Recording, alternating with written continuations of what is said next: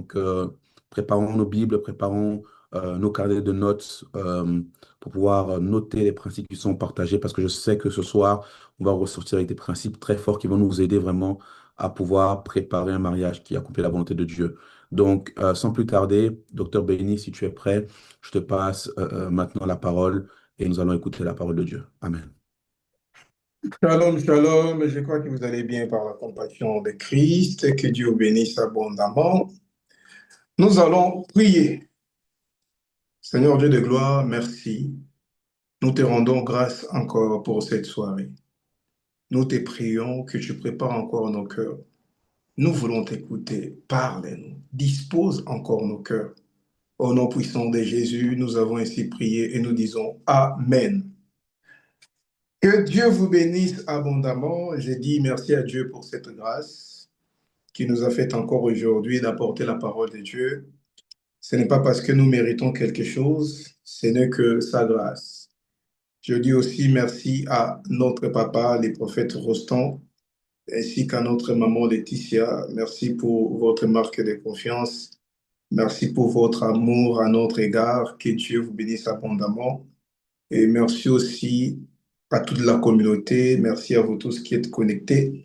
Que Dieu vous bénisse abondamment. Alors ce soir, on va parler sur un thème merveilleux, préparer un mariage qui accomplit la volonté de Dieu. C'est vraiment un thème merveilleux que j'aime beaucoup et qui est aussi très vaste. Je ne crois pas que dans une heure de temps, on peut tout finir.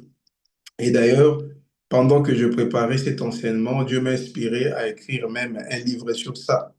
Donc, j'ai ajouté encore un titre parmi les livres que je suis en train d'écrire. Je crois par la grâce de Dieu, je vais sortir aussi un livre avec ce thème parce que c'est là a vraiment beaucoup de choses à dire. Alors, rapidement, nous allons lire la parole de Dieu. Nous prenons Genèse chapitre 2, le verset 22 à 24. Genèse chapitre 2, le verset 22 à 24, j'ai lu au nom de Jésus. L'Éternel Dieu forma une femme de la côte qu'il avait prise de l'homme et il l'amena vers l'homme. Et l'homme dit, voici cette fois celle qui est os de mes os et chair de ma chair. On l'appellera femme parce qu'elle a été prise de l'homme. C'est pourquoi l'homme quittera son père et sa mère et s'attachera à sa femme et ils deviendront une seule chair. Aujourd'hui, je vais parler rapidement des 4 points. Déjà, on va parler du contexte du mariage, comment Dieu a instauré le mariage. On va parler du but du mariage, pourquoi le mariage. Le troisième point sera comment se passe le choix, parce que le mariage, oui, mais il faut faire un choix.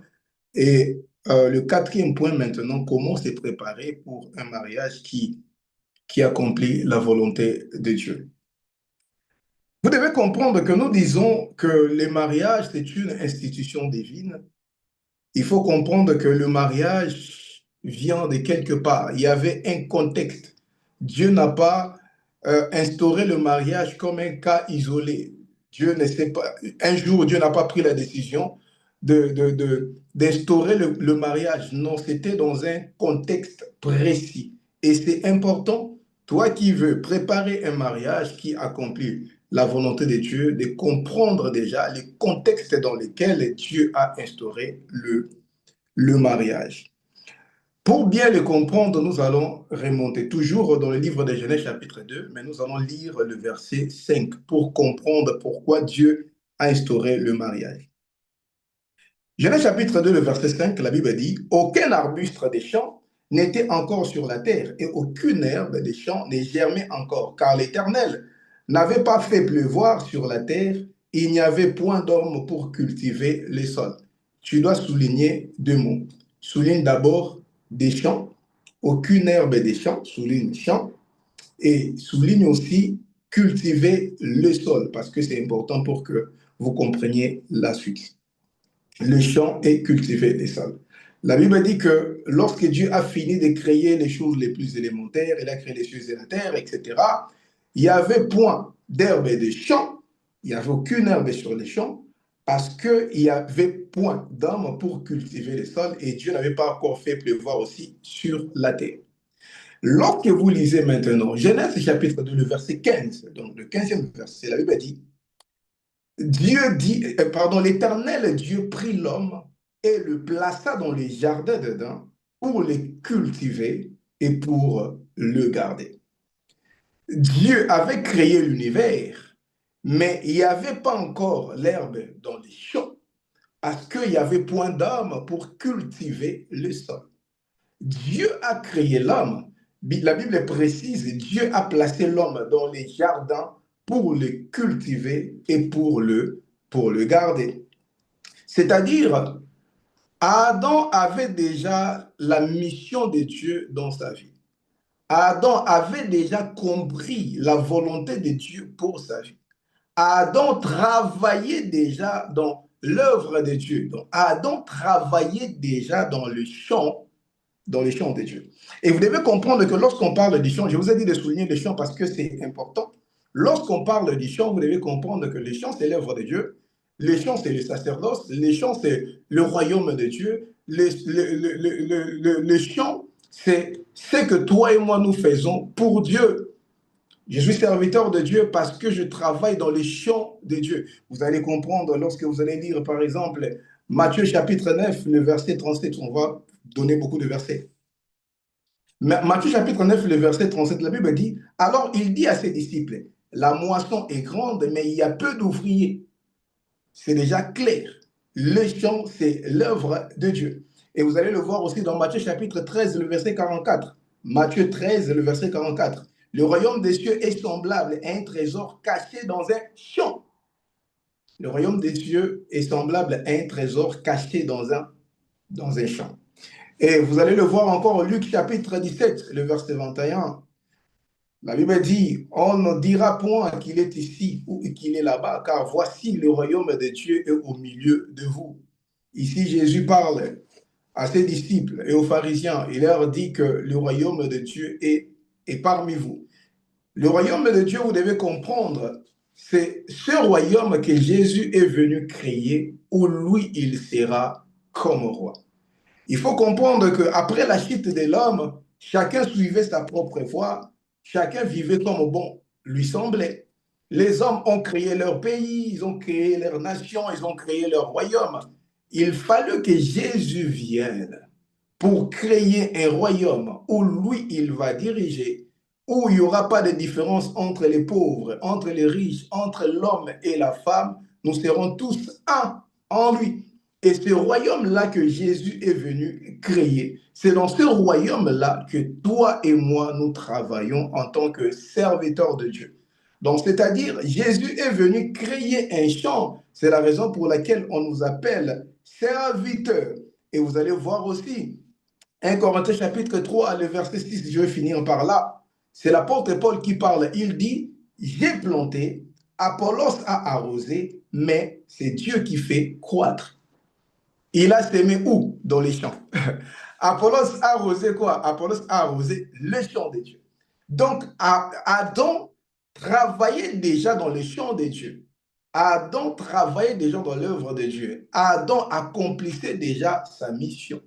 Et c'est dans ce contexte-là que Dieu a dit, il n'est pas bon que l'homme soit seul, je lui ferai une aide semblable. Donc, il est important que toi, qui veux te marier, toi qui veux avoir un mariage qui accomplit la volonté de Dieu, le prérequis est que toi, tu dois d'abord comprendre ta destinée.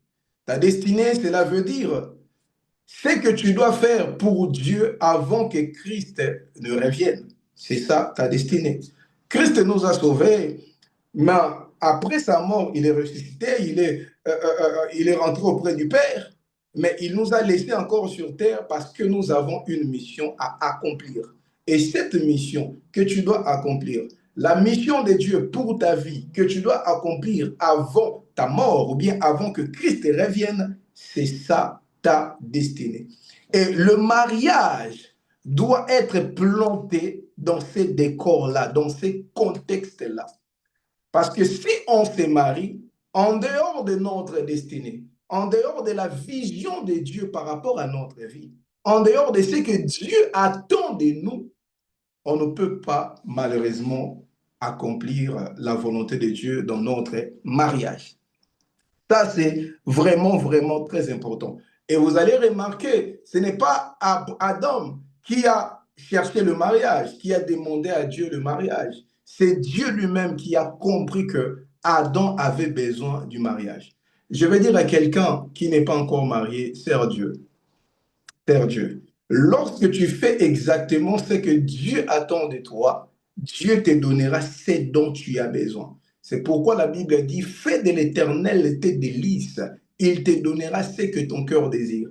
Parfois, on se focalise tellement sur le mariage et on oublie l'essentiel. Bien-aimés, ceux-là qui servent Dieu avec amour, avec passion, avec dévouement, Dieu finit par leur donner un bon mariage. Et je prie pour toi que ce soit vraiment ton cas. Sers Dieu avec crainte et tremblement, et je sais que le Dieu que nous prions te donnera un mariage qu'il faut. Est-ce que quelqu'un peut me dire Amen? Alors, pourquoi le mariage? Genèse chapitre 2, le verset 18. L'Éternel Dieu dit, il n'est pas bon que l'homme soit seul. Je lui ferai une aide semblable. Pourquoi le mariage? Parce que le célibat n'est pas bon. Si on était à l'église, j'allais dire, dis à ton voisin, le célibat n'est pas bon. Bon, comme on est en ligne, je te demande d'écrire le célibat n'est pas bon. La première raison, il n'est pas bon que l'homme soit seul. Généralement, on parle de l'aide. Non, voilà, Dieu voulait faire à l'homme une aide semblable. Non. La première des choses, Dieu savait que le célibat n'est pas bon. Dieu savait que il n'est pas bon que l'homme soit seul. Il faut comprendre que même les scientifiques le disent. L'homme, c'est un être qui est social. L'homme est appelé à vivre avec les autres. L'homme est appelé à vivre avec quelqu'un. La solitude n'est pas bon. C'est vrai que nous sommes dans une génération, dans une société qui prône la solitude, où les femmes commencent à dire que non, je n'ai pas besoin d'âme, je veux vivre seule, etc. Je vais élever mes enfants seul, je n'ai pas besoin d'une femme, etc. Mais dans la pensée de Dieu, il n'est pas bon que l'homme soit seul. Il est prouvé même scientifiquement, lorsque tu vis seul, surtout ici en Europe, il y a beaucoup de personnes qui vivent seules. Ces genre de personnes, bien aimées, commencent à développer parfois certaines maladies biologiques, même psychologiques aussi. Et lorsque si tu veux, essaye. Reste une semaine seul à la maison, tu ne sors pas, tu ne vois pas les gens au travail, tu ne sors pas même pour aller au centre commercial. Reste seulement à la maison. Fais la provision, mange, regarde la télé, fais ce que tu veux. Pendant une semaine, tu vas sombrer dans la dépression. Peu importe comment tu es fort mentalement, tu vas sombrer dans la dépression. L'homme est appelé à vivre avec les autres, l'homme est appelé à se marier. Dans la pensée de Dieu, le célibat n'est pas bon. Donc, il ne faut pas commencer à aimer le célibat. Cela n'est pas bon. Et lorsque tu sais, tu es conscient que le célibat n'est pas bon, Dieu, par sa miséricorde, te donnera un bon mariage. Il faut comprendre aussi, parfois les hommes le disent, les hommes font comme si ils font faveur aux femmes lorsque ils les épousent. Non, c'est moi qui t'ai épousé, c'est moi qui t'ai enlevé du célibat. Qu'est-ce que tu fais dans ma vie? C'est moi qui fais tout. Oui, il n'est pas bon que l'homme soit seul, hein. La femme là est venue dans ta vie pour te sortir de la solitude. Et cet homme est venu dans ta vie d'abord pour te sortir aussi de la solitude. Avoir un compagnon, bien aimé, c'est important, c'est déjà un travail. Même si ta femme ne fait rien, même si ton homme ne fait rien, mais le fait qu'il soit déjà là, c'est déjà un travail, c'est déjà une fonction. Le fait qu'il soit à tes côtés, bien aimé, c'est déjà un apport physique, émotionnel, etc. C'est vraiment, vraiment important. Est-ce que quelqu'un peut me dire Amen? Et après, la femme doit être une aide. Une aide pourquoi? Parce que cet homme-là a une vision. Une aide pourquoi? Parce que Dieu a une vision pour le mariage. Et l'homme, c'est celui qui comprend la vision de Dieu. L'homme, c'est celui qui est le chef, c'est lui qui prend l'initiative, c'est lui qui prend les décisions, c'est lui qui sait où on va. Et cette femme doit venir pour être une aide. On va encore en parler plus loin. Alors, c'est important de comprendre maintenant, c'est vrai que Dieu a une vision concernant le mariage, Dieu sait ce qu'il nous faut, mais il faut comprendre que le mariage passe par ce qu'on appelle le choix. Oui, on parle sur comment se préparer pour un mariage qui accomplit la volonté de Dieu, mais il est important de savoir que si on fait déjà un mauvais choix, ça sera compliqué pour qu'on fasse la volonté de Dieu après. C'est vrai que nous, en tant que chrétiens, il faut qu'il y ait la bénédiction nuptiale. Donc, on doit être béni par les hommes de Dieu. Mais cette bénédiction ne changera pas un mauvais choix à un bon choix, comme notre Père le dit toujours. Oui, les hommes de Dieu peuvent t'imposer les mains, ils peuvent même t'imposer les jambes, mais si à la base, le choix n'est pas bon, on sera pas peut-être, on sera buté à beaucoup de problèmes, à beaucoup de couacs, pour que nous puissions réellement accomplir la volonté de Dieu dans notre mariage. Alors, on va voir, par rapport au verset que nous avons lu, on va voir comment Adam a fait son choix. La Bible dit, l'Éternel Dieu forma une femme de la côte qu'il avait prise de l'homme et l'emmena vers l'homme. Déjà là, on comprend que Dieu n'avait pas imposé son choix à Adam. La Bible dit, Dieu a formé la femme et il a présenté à l'homme. Ce n'est pas Dieu qui a dit, voici celle qui est os de tes os, la chair de ta chair. Non. Dieu a présenté la femme, mais c'est Adam qui a dit, voici celle qui est os de mes os, la chair de ma chair. Il est important aujourd'hui, beaucoup de gens sont malheureux dans le mariage à cause de nous pasteurs, à cause des serviteurs de Dieu, à cause des prophètes. Non, papa, le pasteur m'avait dit que c'est l'homme de ma vie. Cet homme-là m'a quitté, ça fait 5 ans, il est marié. Moi, j'attends toujours qu'il me revienne. J'ai reçu beaucoup de cas comme ça. Pourquoi? Parce que beaucoup de pasteurs ont mal prêché sur le mariage. Et c'est la raison pour laquelle aujourd'hui, on voit même certains païens qui sont heureux dans le mariage, mais nous, chrétiens, on est malheureux à cause, non, voilà, je vais chercher la volonté de Dieu, et je vais écouter ce que Dieu me dit. Mais quand on comprend mal les choses, quand on tord certains sens de certains versets, et on se retrouve dans un mariage catastrophique, parce qu'on a soi-disant écouté un homme de Dieu. Ici, c'est clair. Dieu a formé la femme, mais Dieu a présenté la femme. C'est Adam lui-même qui a dit, voici celle qui est os de mes os, la chair de ma chair. Les hommes de Dieu, nous sommes là pour vous orienter. Mais la personne qui a la dernière décision concernant ton mariage, ce n'est ni les pasteurs, ce ne sont pas tes parents, pas tes amis, mais c'est toi-même d'abord. Il est important de les souligner. Alors, pourquoi on prie? Si, voilà, ce n'est pas Dieu qui nous donne la femme, ce n'est pas Dieu qui nous donne l'homme de notre destinée, pourquoi on prie? On prie parce que notre Dieu, il s'appelle le bon berger qui marche devant son peuple. On prie parce que Dieu doit nous orienter.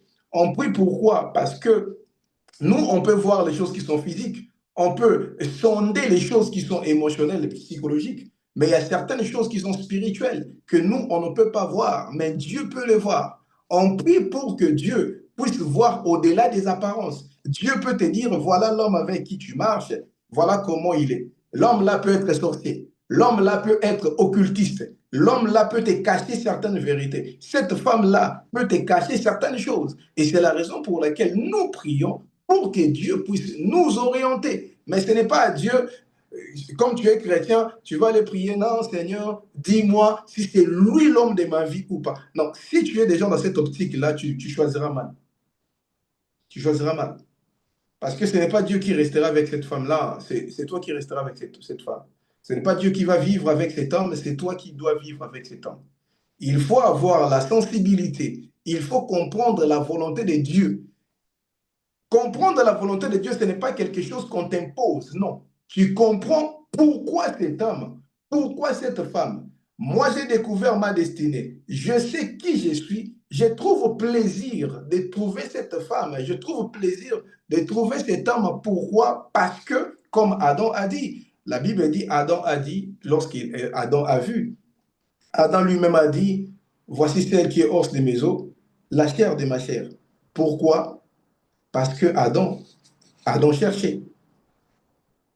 Pourquoi? Parce que Adam cherchait. Il faut comprendre que Dieu a demandé à Adam, parce que Adam travaillait dans l'œuvre de Dieu, dans le champ de Dieu, de nommer tous les animaux.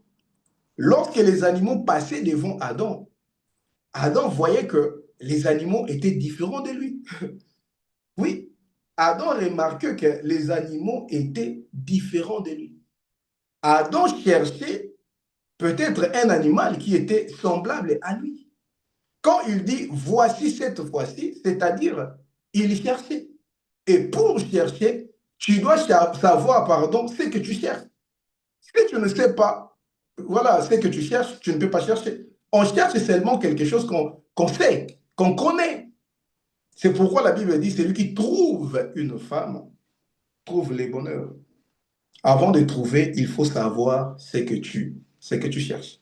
On comprend par là que Adam connaissait très bien qui il était. Adam savait exactement ce qu'il devait faire. Adam savait exactement la femme qui lui correspondait. Et ça, c'est très, très important. Adam connaissait son identité. Adam savait exactement ce qu'il devait faire. C'est à quoi il était appelé. Et c'est la raison pour laquelle, lorsqu'il a vu la femme, il savait que quand je regarde sa peau, elle est comme moi. Quand je regarde ses os, elle est comme moi. Elle n'est pas comme un porc. Elle est comme moi. Moi, je suis enfant de Dieu. Je ne peux pas épouser un païen ou bien une païenne parce on est différent. Quand je regarde une païenne, comment elle fait, comment elle réagit, comment elle voit les choses, je vois qu'on est différent. Quand je regarde cet homme-là, je vois ce qu'il fait, je sens on est différent. Et bien aimé, la deuxième des choses, Adam avait le discernement pour savoir que voilà celle qui nous correspond. Le problème, c'est que beaucoup de personnes prient pour connaître simplement la volonté de Dieu. Beaucoup de personnes prient, non papa, c'est très difficile de, de sonder un humain parce que l'homme est toujours imprévisible. Je prie que Dieu puisse me donner le discernement, la sagesse, etc. Moi, je dis toujours que tout le monde est sage. Tout le monde est sage. Tout le monde a le discernement. Au lieu de prier, Dieu donne-moi le discernement. Prie que Dieu te donne la maîtrise sur tes émotions. Si tu as la maîtrise sur tes émotions, tu auras directement le discernement. Si tu commences à faire taire tes émotions, tes sentiments, tu deviens automatiquement sage. Tout le monde est sage. Personne n'est bête. Tout le monde est sage. Ce qui nous rend bêtes lorsqu'on commence à écouter nos émotions, lorsqu'on commence à écouter nos sentiments. Regarde les personnes qui sont moins intelligentes autour de toi. Regarde les personnes qui sont bêtes autour de toi. Ce sont les personnes qui sont très colériques, qui sont impulsives, les personnes qui agissent sous la colère, les personnes qui font des choix simplement à cause des émotions. Si tu vas avoir le discernement, si tu vas avoir la sagesse, la chose qui est importante pour le choix, prie et travaille sur tes émotions. Demande au Saint-Esprit de t'aider à commencer à développer les fruits de l'esprit. Parce que c'est lui qui a les fruits de l'esprit ne peut pas être encore émotif. C'est impossible. C'est lui qui commence à manifester la nature de Christ en lui, ne peut plus être émotif. On prie pour beaucoup de sujets, on néglige le fruit de l'esprit. Alors que moi, j'ai dit le fruit de l'esprit, c'est la réponse à tous nos problèmes. Lorsque tu commences à développer la nature de Christ en toi, ça sera très difficile que tu tapes à côté en ce qui concerne les choix. Le problème, c'est qu'on prie pour le mariage, on prie pour tout, mais nous-mêmes, on n'est pas encore changés. Nous-mêmes, on n'est pas encore capables de faire taire nos émotions, de développer un discernement, de développer une sensibilité spirituelle pour comprendre quelle est la volonté de Dieu pour notre vie. Adam a dit, voici cette fois-ci celle qui est os de mes os, la chair de ma chair, on l'appellera femme parce qu'elle a été tirée de l'homme. J'aime la version en hébreu. Adam a dit, on l'appellera femme. C'est comme s'il dit, on l'appellera l'homme, mais en féminin. C'est-à-dire, c'est béni en féminin. Quand j'ai trouvé Chanel, j'ai trouvé qu'elle est comme moi. Donc, Chanel, c'est béni en féminin. Elle est patiente comme moi. Elle fait passer les choses facilement comme moi. Elle n'est pas rancunière comme moi. Et c'est quelqu'un qui est guéri de ses blessures du passé comme moi. Quand je la vois, je me dis, c'est comme moi en féminin. Et j'aime la version en hébreu. Adam dit, elle sera appelée Isha, car elle a été prise de Ish. Ish, c'est l'homme en hébreu, mais Adam a dit on l'appellera Isha. Donc, c'est-à-dire la femme vient d'abord de l'homme. Lorsque l'homme voyait la femme, c'est comme s'il se voyait en elle. Et c'est la raison pour laquelle elle a dit, elle est os de mes os, la chair de ma chair. Il faut comprendre que, surtout toi qui es homme, la femme doit venir de toi.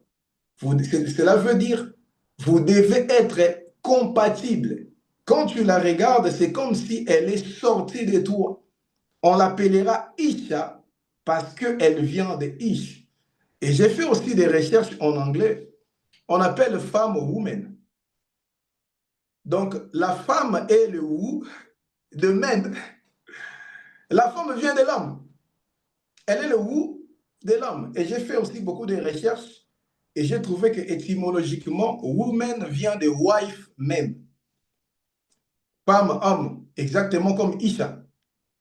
Wife, l'homme, mais avec le temps, wife, l'homme est devenu woman. Et c'est la raison pour laquelle femme au pluriel en anglais, on écrit W-O-M-E-N, mais on lit women. Women, pourquoi? Sens étymologique, c'était wife, wife, man. Donc la femme vient de l'homme, même en latin. En latin, homme veut dire vir. C'est ce qui a donné virilité, qui a donné viril. Mais la femme, c'est virago. Et certains commentateurs disent que Adam, lorsque il a vu la femme, il a dit, on l'appellera virago, parce qu'elle a été tirée de vir. Donc, c'est-à-dire une femme qui a les qualités d'un homme, des qualités liées à un homme. Donc, lorsque tu regardes cette femme-là, ce n'est pas seulement la beauté, ce n'est pas seulement l'aspect physique, mais qui elle est exactement. Ses valeurs intrinsèques sont compatibles à toi. Et cela veut dire que l'homme qui veut se marier, l'homme qui veut avoir un mariage qui accomplit la volonté de Dieu, c'est cet homme-là qui doit être à mesure de trouver une femme. Quand, quand il la regarde, il se voit en elle. Cet homme-là doit être à mesure de trouver une femme qui croit en lui, une femme qui est à mesure de l'écouter, une femme qui est à mesure de comprendre et de suivre sa vision. J'ai beaucoup d'amis, hommes de Dieu. Aujourd'hui, quand tu regardes leur vie, tu te dis, ils ont raté quelque chose. Ils avaient tout pour aller très loin dans les choses de Dieu. Ils avaient vraiment tout. Mais malheureusement, ils ont fait des mauvais choix. Aujourd'hui, quand tu entends sa femme parler, sa femme te dit, c'est toi qui le vois comme un homme de Dieu, moi je ne le vois pas comme un homme de Dieu. Je ne vois même pas en quoi il est appelé. Alors que quand toi tu es sensible spirituellement, tu regardes son homme, tu vois l'onction sur sa vie. Tu vois qu'il est appelé. La femme dit que non, il n'est pas appelé. Parce que c'est quelqu'un qui a tellement, tellement de blessures, qui n'arrive pas à comprendre que cet homme est appelé à servir Dieu. Pour lui, quand l'homme lui dit que moi je suis appelé, je dois servir Dieu, pour elle, c'est une distraction.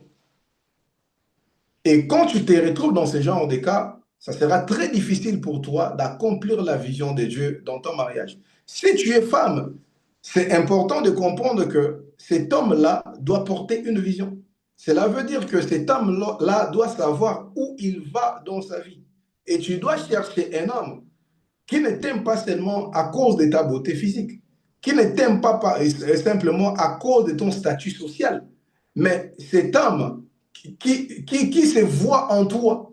C'est-à-dire un homme qui peut voir au-delà des apparences, un homme qui peut voir tes qualités, un homme qui peut voir qui tu es au-delà de ta beauté. Moi, je dis toujours, une femme qui se marie simplement parce qu'elle est belle, cette femme-là finit toujours par souffrir dans son mariage. Parce que l'homme se fatigue rapidement de la beauté. Rapidement de la beauté. L'homme est insatiable. Et il faut savoir aussi, les femmes, avec l'âge, avec les accouchements, beaucoup changent. Il y a beaucoup de choses qui changent. Si c'est seulement à cause de ta beauté physique. Moi, le constat amer que je fais, beaucoup de femmes qui viennent me voir, non, papa, je vais faire la chirurgie. Mon mari m'a demandé de faire ça, mais moi, je crois que ce n'est pas bien, machin. En tout cas, sur 10 femmes qui sont venues me voir pour ce cas, 8 étaient extrêmement belles. 8 étaient extrêmement belles. On l'a épousée simplement à cause de sa beauté. Mais on t'épouse, mais après, la beauté en question commence à changer, les choses commencent à changer. Et comme on t'avait épousé simplement pour ça, il faudra que tu sois toujours comme il t'a épousé. Et ça, c'est impossible. Même quand tu fais la chirurgie aujourd'hui, Dama, voilà, tout va tomber. Tout va tomber. Je ne crois pas qu'un homme qui t'a épousé par rapport à qui tu es, un homme qui a trouvé ton importance dans sa destinée, l'homme qui comprend ta place dans sa vie par rapport à ce qu'il doit accomplir, par rapport à ce qu'il doit faire, quand tu épouses un homme comme ça qui reconnaît vraiment ta valeur, pas seulement ta beauté, ta vraie valeur, je ne crois pas qu'un tel homme peut te pousser à aller faire la chirurgie. Je ne crois pas. Je ne crois pas. Je ne crois pas que ce genre d'homme peut te négliger un jour. Je ne crois pas. Parce qu'il connaît ta valeur dans sa vie. Au-delà de ta beauté, tu es importante pour lui. Tu es importante pour sa vie. Tu es importante pour sa destinée. C'est avec ce genre d'homme que tu peux réellement accomplir la volonté de Dieu dans ton mariage. Cela est très, très, très important. Mais bien aimé, cela se passe dans la prière. Il faut comprendre que, comme j'ai dit, c'est Dieu qui a préparé Ève pour Adam. Lorsque tu pries sérieusement, lorsque tu sers Dieu avec crainte et tremblement, Dieu finit toujours par nous envoyer quelqu'un qui sera compatible à notre vie. Lorsqu'on prie sérieusement, bien aimé, la Bible dit, Jésus dit, demandez et l'on vous donnera. Lorsque tu demandes à Dieu une femme, un homme qu'il faut pour ta vie, Dieu finit par te donner ce genre d'homme. Bon, certaines personnes disent que non, il ne faut pas prier pour le mariage. Mes frères, mes sœurs,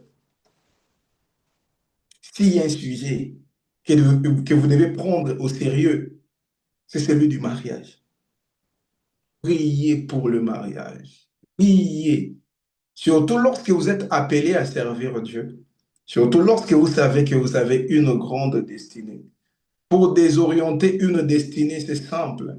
Il suffit simplement qu'une mauvaise personne entre dans ta vie. Bien aimé, c'est fini. Bien aimé, c'est fini. Moi, je suis né et j'ai grandi à l'église. J'ai vu comment le diable a tenté. J'ai vu comment le diable a désorienté plusieurs destinées. Lorsque tu es appelé à une grande destinée, si on veut te détruire, bien aimé, le point le plus important, c'est le mariage. Le mariage. Les personnes à une grande destinée sont toutes combattues par leur mariage. Le diable sait que si une mauvaise personne entre dans ta vie, bien aimé, ça c'est fini. Le diable croise les bras, c'est cette personne qui va t'achever. C'est cette personne qui finira par te détruire. Il est important de prier, de prier, de prier et de rester sensible spirituellement parce que c'est un domaine où le monde des ténèbres piège beaucoup de personnes. Alors, rapidement, comment il faut se préparer, notre dernier point? La première des choses, lorsque tu fais un bon choix, comme notre Père a toujours l'habitude de dire, faire un bon choix, c'est bien, mais ce n'est pas une garantie. Tu as fait un bon choix, oui, c'est bien. Tu as trouvé une bonne femme, c'est bien. Tu as trouvé un bon mari, c'est bien. Mais il y a encore un chemin à parcourir. La première des choses, lorsque tu fais des choix et tu te prépares pour un mariage qui accomplit la volonté de Dieu, vous devez devenir une seule chair. Vous devez travailler sur ça.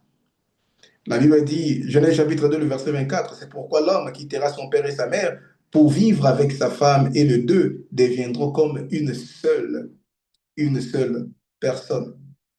Le problème, c'est que beaucoup de personnes ne comprennent pas que dans le mariage, on a, je dirais, il y a trois personnes, ou bien il y a trois groupes. Il y a moi, il y a elle et il y a nous. Il y a toi, il y a elle ou lui et il y a vous. Le vous là, c'est ça une seule chair. Le vous, le bien le nous, moi et ma femme, le nous, c'est ça le mariage.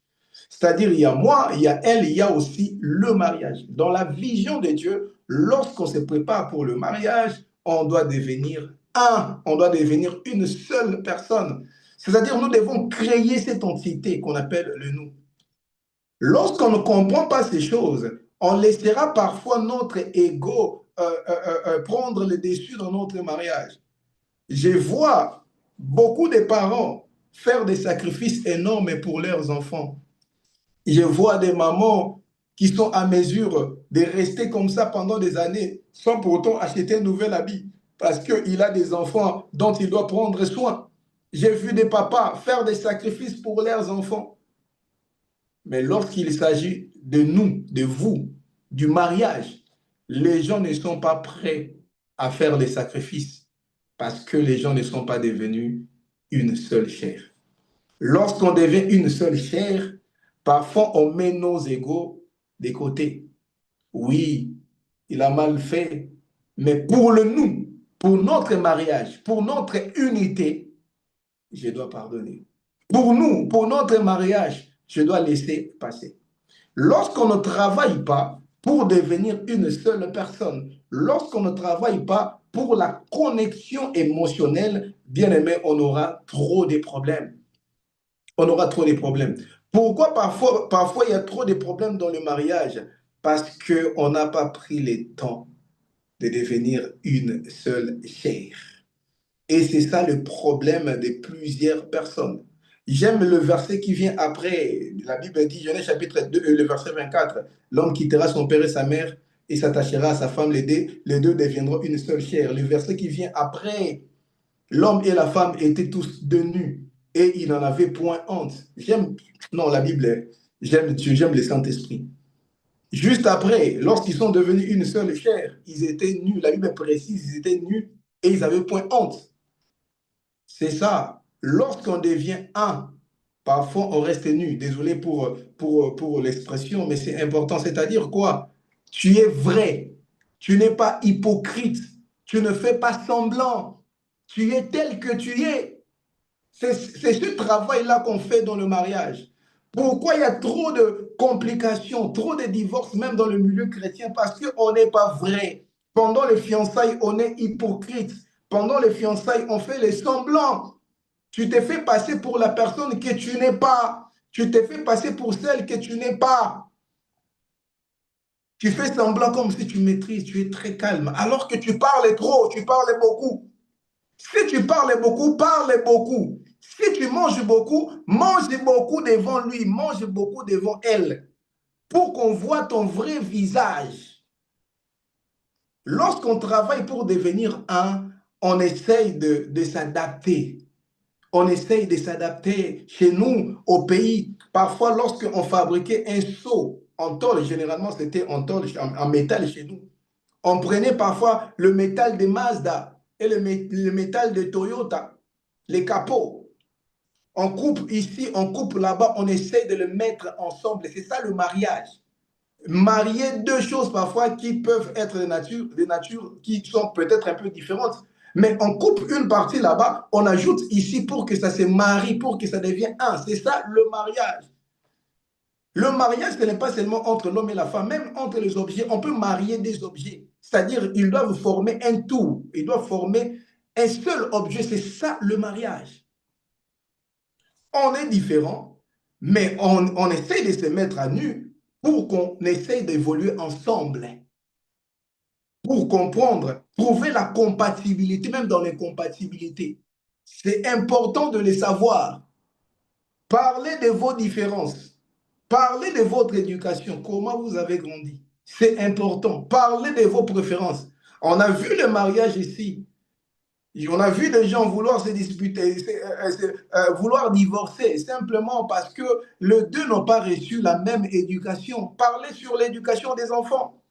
La femme, pour elle, les enfants doivent dormir à 21 heures. C'est comme ça qu'elle, elle a été éduquée. Mais malheureusement, l'homme, pour lui, les enfants doivent rester éveillés même jusqu'à 0 heure. Quand la femme faisait dormir les enfants, lui, il venait, il réveillait les enfants. Réveillez-vous, on va jouer au PlayStation. Et la femme n'a pas pu supporter cela pendant des années. Ils se sont divorcés. Ils ont divorcé. Ils se sont séparés. Parce qu'ils n'ont pas pris le temps de devenir un, trouver des compromis. Et ça, bien aimé, c'est important. La deuxième des choses, trouver la place de Dieu. Je vais aller rapidement. Trouver la place de Dieu. Parce que je vous ai dit au début, le mariage, c'est une institution divine, mais le mariage a été établi dans un contexte. Adam, pardon, travaillait déjà dans l'œuvre de Dieu. Adam travaillait dans le champ de Dieu. Dieu voulait que Adam soit beaucoup plus productif. Et c'est la raison pour laquelle Dieu lui a fait une aide semblable. Il faut comprendre la vision de Dieu par rapport à votre vie. On ne marie pas deux choses en vain. On marie deux choses pour un but précis. Le but du mariage, ce n'est pas qu'on puisse former le meilleur couple de l'année. Beaucoup pensent même que non, lorsqu'on s'entend bien, c'est ça, on a réussi notre mariage. Pas du tout. Réussir son mariage, ce n'est pas seulement s'entendre bien, ce n'est pas seulement s'habiller de la même manière, non. Réussir la mission de Dieu, la raison pour laquelle Dieu vous a unis. Dieu ne te donne pas le mariage seulement pour toi. Dieu te donne le mariage pour lui aussi. Dieu a donné Ève à Adam, pas seulement parce que Adam était seul, mais c'était pour que Adam soit aussi productif dans son champ. Dans son champ. Dieu ne te donne pas le mariage seulement pour toi. Dieu te donne le mariage aussi pour lui. C'est important de comprendre la volonté de Dieu pour vous. C'est important de trouver l'intérêt de Dieu pour vous. C'est important de comprendre ce que Dieu attend de vous. Votre couple, c'est une bénédiction pour l'école, pour le corps du Christ. Votre couple, c'est une bénédiction pour beaucoup de personnes. Votre couple, c'est une bénédiction pour vos enfants. Vos enfants doivent être aussi les fils du royaume. Vos enfants aussi doivent travailler dans l'œuvre de Dieu. Mais malheureusement, Adam et Ève ont échoué. Ont échoué. Caïn et Abel ne sont pas nés dans le champ. Adam et Ève, et Caïn et Abel sont nés en dehors du champ. Pourquoi? Parce que le père et la mère ont échoué. Bien-aimé, il faut savoir que tout ce que vous allez faire, vous devez trouver l'intérêt de Dieu. Même par rapport à vos enfants, vous devez trouver l'intérêt de Dieu. Dieu ne vous donne pas seulement des enfants comme un privilège, mais c'est aussi une responsabilité. Moi, je bénirai Dieu pour mes parents, parce que depuis l'enfance, en tout cas, notre papa a fait un grand travail, un grand travail. Et parmi ses frères, je vois comment ses frères souffrent beaucoup avec leurs enfants. Et nous, nous sommes toujours des modèles. En tout cas, les enfants de Samy, en tout cas, les enfants de Samy, parce que Samy a travaillé pour ses enfants. Il n'attendait pas seulement que ses enfants soient enseignés à l'église, mais lui-même prenait le temps de nous enseigner à l'église, à la maison. Lui-même ouvrait la Bible pour nous enseigner à la maison. La première personne, mon premier pasteur, c'est d'abord mon père. La personne qui m'a appris la foi, c'est d'abord ma mère. C'est important de les comprendre. Il y a tellement de choses à dire, je ne peux pas entrer vraiment en détail parce qu'on n'a pas beaucoup de minutes. Et bien, mais la troisième des choses, vous devez construire ensemble. Vous devez construire ensemble. Notre Père le dit toujours. Lorsqu'une maison s'écroule, il ne faut pas dire toujours que non, voilà, on a mal. Le problème peut-être que la terre n'était pas bonne, marécageuse. Non, peut-être la terre n'avait pas un problème. La manière dont on a bâti dessus, c'est ça le problème. C'est ça le vrai problème. La Bible dit une femme sage bâtit sa maison. Une relation, un mariage, on le construit comme on construit une maison. Avant de construire, il faut avoir un plan. Et on ne met pas la fondation on élève déjà le mur. Non, on met la fondation pardon, au début. Mais on voit le mariage. Non, papa, au début, on a commencé seulement comme ça, mais au fur et à mesure où vous évoluez, c'est dans le mariage que vous voulez maintenant appliquer certains principes. C'est dans le mariage que vous cherchez les hommes de Dieu pour pouvoir vous aider à mettre les principes. Non, la fondation, on la met avant qu'on commence déjà à construire. C'est-à-dire, avant que je puisse aller loin avec cette femme, avant que je puisse aller loin avec cet homme, on doit déjà mettre le fondement. Moi, je suis enfant de Dieu. Voilà ce que moi je veux, voilà ce que je ne ferai pas, voilà comment on va marcher, voilà comment moi je vois les choses. Ça, c'est important. Ce qui compte, c'est la manière dont vous avez commencé la relation.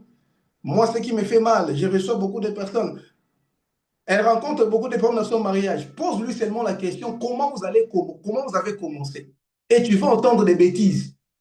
Non, on s'est vu seulement, je suis parti chez lui, et après, je suis tombé enceinte, et après, voilà, il a fait rapidement, il a vu mes parents. Lorsque vous commencez mal les choses, en tout cas, vous aurez beaucoup de risques pour que ça finisse mal. Le commencement est important. Vous devez construire quelque chose ensemble, construire votre couple. Avant de vous marier, vous devez savoir à quoi votre couple va ressembler, à quoi votre mariage va ressembler demain. Moi, je suis toujours contre l'idée de croire qu'on va connaître la personne dans le mariage. Moi, je suis contre ça. Avant de me marier, j'ai toujours dit cela. Les gens me disaient que non, voilà, c'est parce que tu n'es pas encore marié. Attends, quand tu vas te marier, tu vas voir que la théorie n'est pas la pratique. L'homme sage voit le mal de loin. Moi, je n'ai rien découvert dans le mariage. Sauf certaines choses qu'on ne faisait pas avant le mariage, en tant qu'enfant de Dieu. Oui. Dormir ensemble, etc. Oui.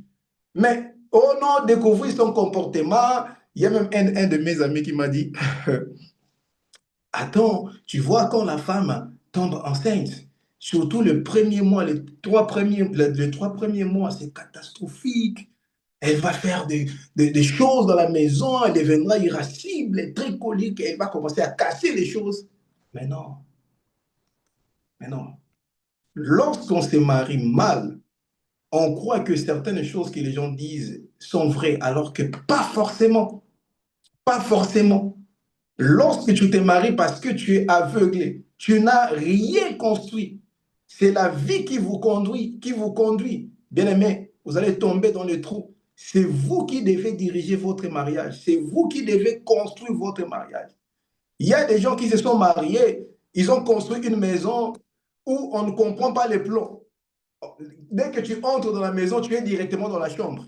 Après la chambre, il y a la toilette. Après la toilette, il y a les salons de l'autre côté. Mais vous ne comprenez pas, mais ça, c'est quel genre de mariage? Mais toi, tu n'avais pas les plans. Toi, tu n'avais pas les plans. Tu n'as rien construit.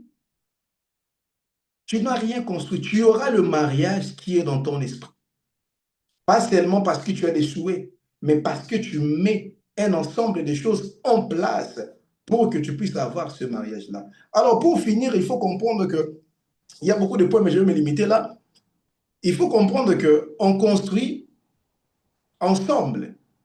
C'est-à-dire, il faut parler, il faut communiquer, il faut dialoguer, il faut faire comprendre à l'autre la vision où tu veux que vous alliez. Or, beaucoup des pasteurs aussi, nous prêchons sur la communication, mais il faut savoir aussi, la communication, c'est bien, mais il y a des personnes avec qui tu ne peux pas communiquer. Hein. Ouais, il y a des personnes, quand tu veux dialoguer, c'est par là que tu vas réveiller encore des histoires anciennes jusqu'à ce que tu vas te dire non, ça ne valait même pas la peine que je puisse parler avec elle. La personne ne sait pas communiquer à cause de ses blessures intérieures. La personne met toujours la colère en avant. Lorsqu'il faut parler, la personne garde toujours la rancune, même les choses qui se sont passées depuis 2005. Là, déjà, on aura du mal à communiquer. Pourquoi beaucoup de personnes n'arrivent pas à construire leur couple? Parce qu'ils passent beaucoup de temps à régler les problèmes de leur couple au lieu de construire leur couple. Chaque jour des disputes, chaque jour des incompréhensions. Non, on va appeler le pasteur. Non, ça ne marche pas encore. Ça fait 3 jours, on ne se parle pas. Les pasteurs appellent le deux. Il essaie de les réconcilier. Une semaine après, ils ne se parlent pas encore. Quand est-ce que vous aurez le temps de construire? Il est important de comprendre que lorsqu'on a du mal à communiquer, lorsqu'il y a trop d'incompréhension dans votre relation, c'est que l'un de vous ou bien vous deux, vous avez encore des problèmes émotionnels que vous n'avez pas encore traités.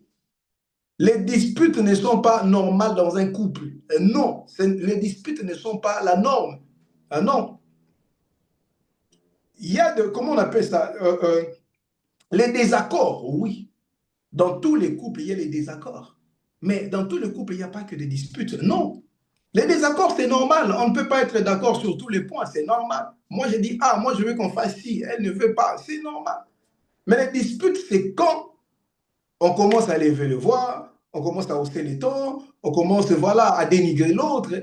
Et après chaque dispute, vous allez remarquer que cela vous sépare émotionnellement. Tu commences à éprouver la haine, la rancœur contre la personne. Ça, ce n'est pas normal. C'est qu'il y a un problème. Et avec cet état, on ne va rien construire. On ne va rien construire. Il est important de guérir d'abord de nos blessures pour évoluer. Et le diable va toujours passer par l'état de ton cœur qui n'est pas guéri de tes blessures pour vous empêcher de construire votre couple. Et un point encore important, je vais finir par là. Moi, j'aime un peu respecter l'heure. On m'avait dit 1 heure de temps, je vais finir par là. Il est important pour les couples chrétiens qui veulent vraiment accomplir la volonté de Dieu dans leur mariage, de vivre dans l'abstinence. Il faut comprendre que moi, j'ai dit, tout ce que Dieu nous demande est avantageux pour nous. Cela est avantageux pour nous. Si vous voulez vraiment construire votre couple, vivez dans l'abstinence. Pourquoi? Déjà, la première des choses, cela va vous permettre de rester lucide. Cela va vous permettre de rester lucide. Cela va vous permettre de vous aimer réellement. Lorsqu'il n'y a pas d'intimité, il n'y a pas de rapport charnel, vous restez ensemble 1 année, 2 ans, c'est que vous vous aimez réellement. Parce que l'amour, le véritable amour, est au-delà de ça. Oui, les relations intimes jouent un rôle important dans le couple, mais le vrai amour, c'est au-delà de tout ça. Je crois qu'on a parlé sur les liens d'âme. Tu peux rester dans une relation où tout ne va pas bien, mais tu es là simplement à cause des liens d'âme. Parce que cet acte relie les gens, vous unit émotionnellement. Il y a des gens qui sont restés dans le couple juste à cause de ça. Lorsqu'il n'y a pas ça, vous allez vous aimer réellement. Et malheureusement, beaucoup de gens n'ont jamais vraiment formé une seule chair, comme j'ai dit. Pourquoi? Ils ont passé tout leur temps à faire que ça.